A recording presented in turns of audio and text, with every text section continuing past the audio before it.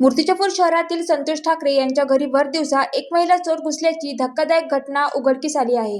घरात संशयास्पद हालचाल सुरू असल्याचे लक्षात येताच आरडाओरडा करण्यात आला. नागरिकांनी तात्काळ सतर्कता दाखवत त्या महिलेला पकडण्याचा प्रयत्न केला.